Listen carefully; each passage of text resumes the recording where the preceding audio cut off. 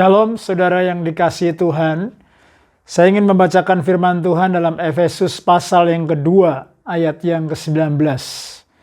Demikianlah kamu bukan lagi orang asing dan pendatang, melainkan kawan sewarga dari orang-orang kudus dan anggota-anggota keluarga Allah. Saudara yang dikasihi Tuhan, ayat hari ini mengingatkan kepada saya dan saudara bahwa setiap kita di dalam Kristus sudah mengalami sebuah perubahan status. Dan Tuhan berkata ada sebuah perubahan identitas. Ada sebuah, saudaraku, pembaharuan dan ada sebuah status dan identitas yang baru di dalam Kristus. Saudara, ayat ini dengan tegas berkata, kita bukan lagi pendatang dan orang asing. Artinya, saudaraku, kalau dulu kita nggak dikenal, mungkin dari antara kita masih merasa asing. Tetapi ketika kita sudah menerima Yesus, maka kita sudah diadopsi di dalam keluarga Allah. Itu sebabnya kita bersyukur. Ayat ini mengingatkan kepada kita bahwa saudaraku, kita bukan orang asing dan bukan pendatang. Kalau orang asing dan pendatang selalu merasa canggung, selalu merasa independen, selalu merasa terpisah dan tidak menjadi bagian.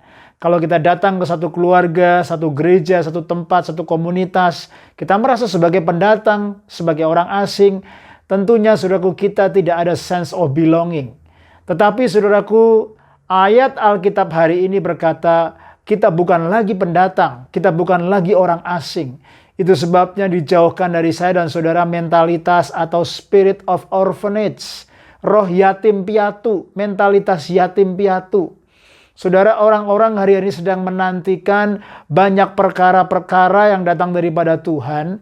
Dan akhirnya saudaraku, dengan spirit yang saudaraku orphanage, yang yatim piatu ini, orang tidak merasa saudaraku mempunyai bapak. Orang merasa sebagai anak yatim, anak yang terhilang, terpisahkan dan terbuang. Hari-hari ini mentalitas ini sedang bekerja di mana-mana. Hati-hati saudara, dalam hatimu, dalam komunitasmu, bahkan dalam gereja Tuhan. Itu sebabnya ayat ini mengingatkan saya dan saudara bahwa kita semua adalah, saudaraku, dikatakan kita semua adalah anggota-anggota daripada keluarga Allah. Dan kita semua adalah kawan sewarga dari orang-orang kudus. Ini luar biasa sekali. Ya, kita semua adalah the member of God's family, the member of God's body. Dan kita semua, saudaraku, adalah kawan sewarga daripada orang-orang kudus.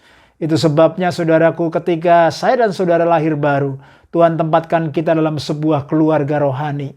Kita memiliki bapa rohani, kita memiliki ibu rohani, kita memiliki kakak-kakak, adik-adik rohani yang Tuhan beri dalam hidup saya dan saudara. Supaya kita nggak lagi hidup dalam orphanage spirit, tetapi kita memiliki sonship spirit. Roh anak ada dalam hidup saya dan saudara. Kita bukan lagi pendatang, kita bukan lagi pengunjung, kita bukan lagi orang asing. Tetapi Tuhan mau saya dan saudara menjadi bagian daripada the member of God's family. Anggota-anggota keluarga Allah. Kawan sewarga daripada orang-orang kudus. Ketika saya dan saudara dikuduskan, Tuhan tempatkan kita di dalam keluarga ilahi.